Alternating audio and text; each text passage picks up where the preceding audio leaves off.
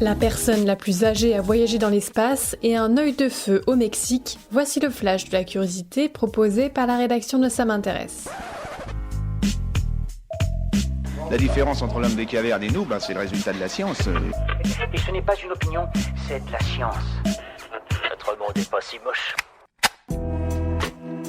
Les images sont effrayantes. Un accident industriel s'est produit dans le golfe du Mexique, à quelques dizaines de mètres d'une plateforme de forage pétrolier. Des flammes ont émergé des eaux, formant un impressionnant cercle de feu en plein océan, qualifié d'œil de feu par les internautes. À quelques dizaines de mètres de profondeur, une fuite de gaz sur un gazoduc relié à une plateforme de forage pétrolier a provoqué une explosion sous-marine et un incendie à la surface. 5 heures de travail ont été nécessaires pour maîtriser l'incendie avec plusieurs bateaux, propulsant de puissants jets d'azote sur la zone pour étouffer le feu.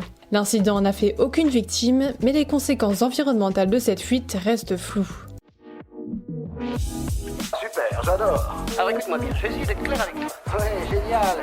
Elle s'appelle Wally Funk et voilà 60 ans qu'elle attend ce moment. À l'âge de 82 ans, elle a été choisie par Jeff Bezos pour l'accompagner dans l'espace à bord du premier vol habité de sa société Blue Origin le 20 juillet prochain. Passionnée d'aviation depuis son plus jeune âge, puis aviatrice professionnelle à l'âge de 20 ans, Wally Funk a tenté de devenir astronaute dès le début de sa carrière. Elle a notamment été sélectionnée pour prendre part au programme Mercury 13, une formation spécialement conçue pour les femmes et soutenue par la NASA. Elle a alors fait partie des 13 femmes qui ont obtenu leur diplôme, mais sa joie a été de courte durée puisque le programme de la NASA a finalement été annulé. 60 ans plus tard, la voilà donc prête à prendre sa revanche. Voilà, c'est tout pour aujourd'hui, on se retrouve bientôt pour un nouveau flash. En attendant, vous pouvez retrouver tous nos épisodes sur les plateformes de podcast Spotify, Deezer et Apple Podcasts.